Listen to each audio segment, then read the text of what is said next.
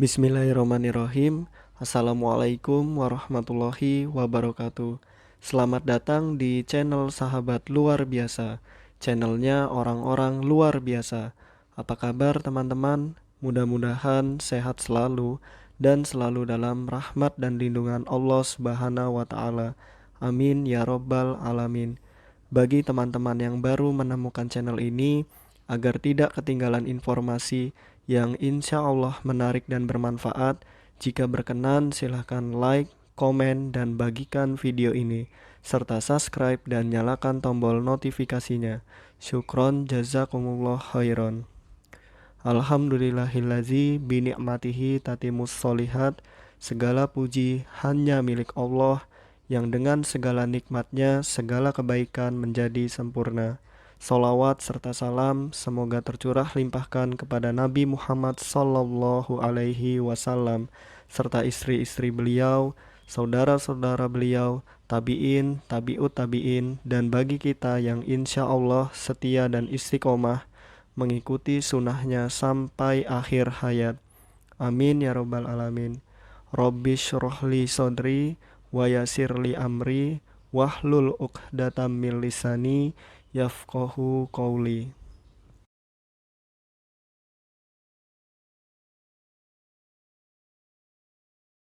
Nah, di sini ada istilah tuli atau bisu ya teman-teman. Nah, yang pertama ada disaudia. Nah, disaudia itu namanya saja audia berarti pendengaran ya teman-teman. Disaudia terdiri dari kata dis yang artinya kesalahan atau penyimpangan dan audia yang maknanya pendengaran. Jadi, disaudia adalah satu jenis gangguan bicara yang disebabkan gangguan pendengaran. Nah, gangguan bicara sebabnya adalah pendengaran. Itu adalah disaudia. Yang kedua ada dislogia atau intelektual. Nah, dislogia terdiri kata dis yang artinya kesalahan atau penyimpangan. Logia artinya berpikir atau pikiran. Jadi, dislogia adalah bentuk gangguan bicara yang disebabkan oleh kemampuan kapasitas berpikir atau taraf kecerdasan di bawah rata-rata. Jadi, bicaranya terganggu karena kecerdasannya atau intelektualnya. Lalu yang ketiga ada dysarthria atau otot. Nah, dysarthria terdiri dari kata dis yang artinya kesalahan atau penyimpangan, sedangkan artria yang maknanya adalah alat-alat ucap.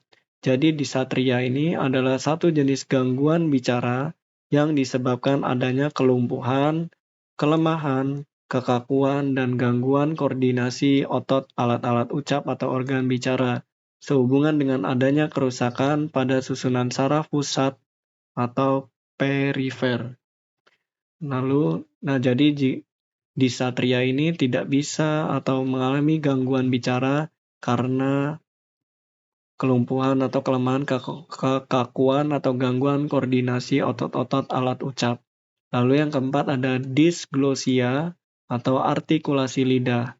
Nah, disglosia merupakan satu jenis gangguan bicara yang disebabkan adanya kelainan bentuk struktur dari organ bicara yaitu artikulator.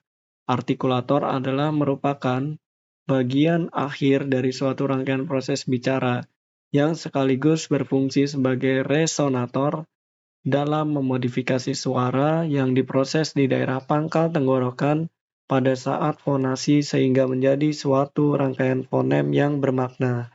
Jadi ada 4, disaudia, dislogia, dysarthria, dan disglosia. Nah, mudah-mudahan teman-teman ingat ya. Nah, di sini ada ototis media yaitu adalah peradangan pada telinga tengah sebagai alat konduktif. Adapun gangguan kelancaran atau disorder of fluency, yang pertama ada gagap atau stuttering. Nah, gagap atau stuttering adalah kelainan bicara di mana arus bicara yang normal menjadi terganggu oleh pengulangan atau perpanjangan bunyi, suku kata, atau ketidakmampuan seseorang untuk memulai mengucapkan kata atau jeda waktu yang terlalu lama. Yang kedua ada cluttering. Nah, cluttering ditandai dengan berikut ini. Nomor 1, kecepatan bicaranya berlebihan. Yang kedua, struktur kalimat yang diucapkannya tidak terorganisir atau kacau. Yang ketiga, cara bicaranya seringkali kacau dengan memutarbalikkan kata, suku kata, serta suara seperti ditelan atau hilang.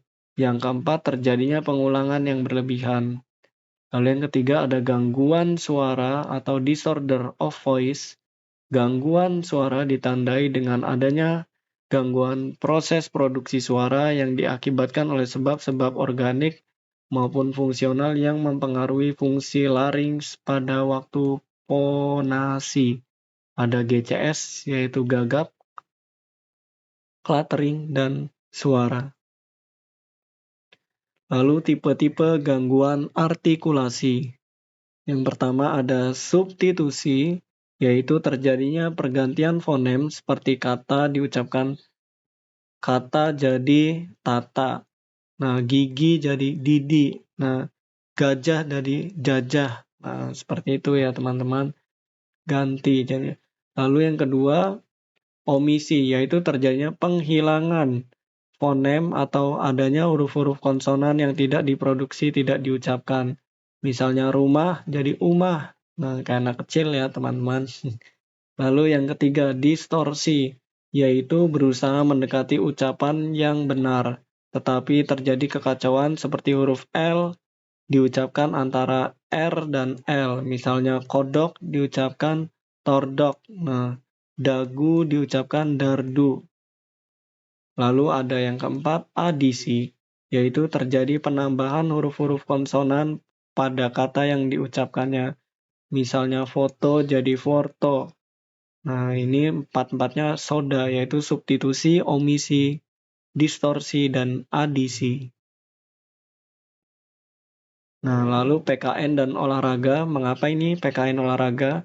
Anak tunarungu cenderung memiliki prestasi yang rendah dibanding anak mendengar seusianya pada mata pelajaran bersifat verbal, seperti bahasa Indonesia, IPA, IPS, PPKN, matematika dalam soal cerita, dan seni suara.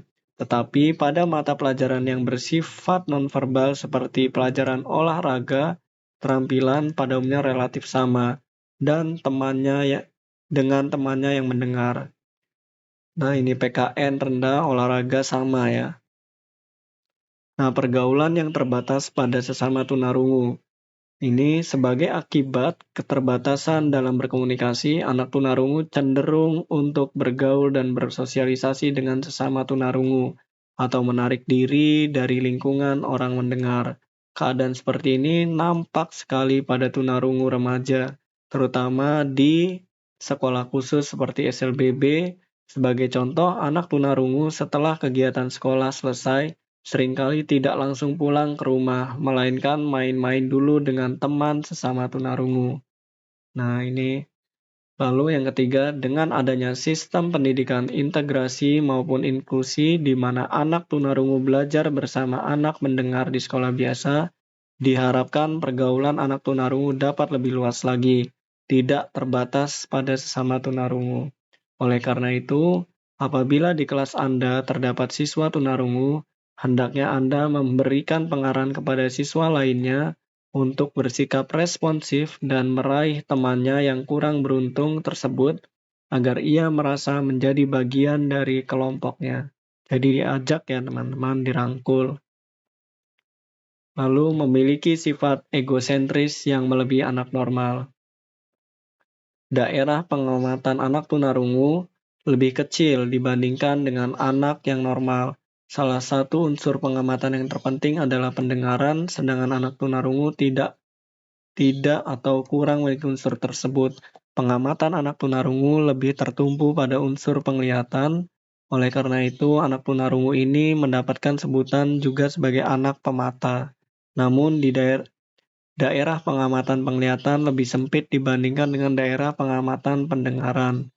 Coba saja Anda rasakan bahwa Anda dapat mengetahui apa yang ada di depan Anda dan apa yang terjadi di sekeliling Anda tanpa melihat ke arah tersebut.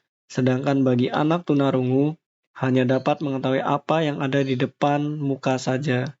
Dengan demikian, anak tunarungu kurang memiliki kontak dengan dunia sekelilingnya. Bagi anak tunarungu kurang dengar, masih memiliki sebagian kecil daripada pengamatan melalui pendengarannya.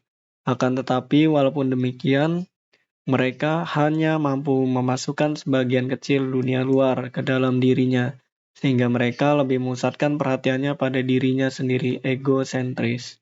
Nah, sifat egosentris pada anak tunarungu ini ditunjukkan dengan sukarnya mereka menempatkan diri pada situasi berpikir dan perasaan orang lain. Sukarnya menyelesaikan diri serta tindakannya lebih terpusat pada aku atau ego, sehingga kalau ada keinginan harus selalu dipenuhi. Lalu memiliki sifat polos. Anak tunarungu pada umumnya memiliki sifat polos, Masya Allah ya, sehingga dapat menyampaikan perasaannya atau apa yang dipikirkannya kepada orang lain tanpa beban. Misalnya, bila orang lain kurang bersikap baik terhadapnya, ia akan langsung menunjukkan kelingking yang menyatakan bahwa orang tersebut jelek.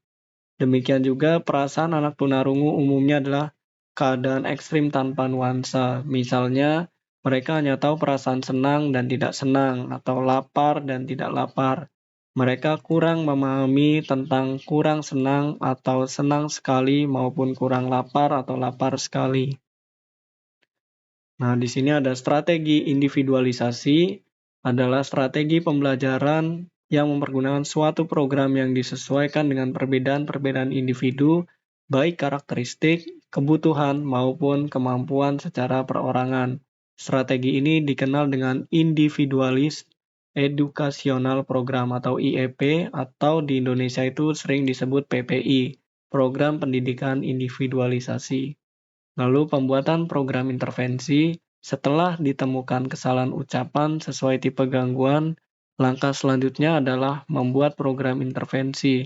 Antara lain meliputi penentuan tujuan intervensi, latihan yang akan diberikan, serta media yang digunakan.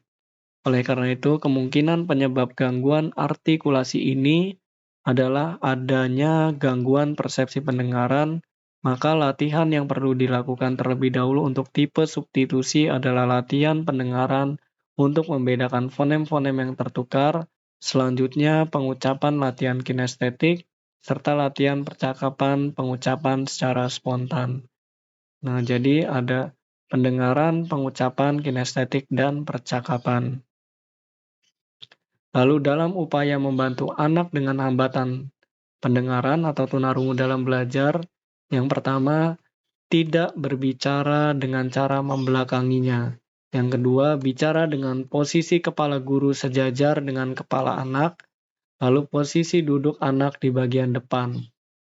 Tidak membelakangi, kepala sejajar, dan anak duduk di depan. Baik teman-teman, mungkin itu saja yang dapat saya bagikan. Apabila ada kebenaran, pastikan itu datangnya dari Allah Subhanahu wa Ta'ala, dan apabila ada kesalahan, pastikan itu datangnya dari saya. Maka, apabila ada kebenaran, mohon doakan kebaikan, dan apabila ada kesalahan, mohon dimaafkan dan diingatkan. Syukron, jazakumullah khairan. Allahumma inni as'aluka ilman nafi'an wa rizqan thayyiban wa amalan mutaqabbalan. Subhanakallahumma wa bihamdika asyhadu an la ilaha illa anta astaghfiruka wa atubu ilaik. Wassalamualaikum warahmatullahi wabarakatuh.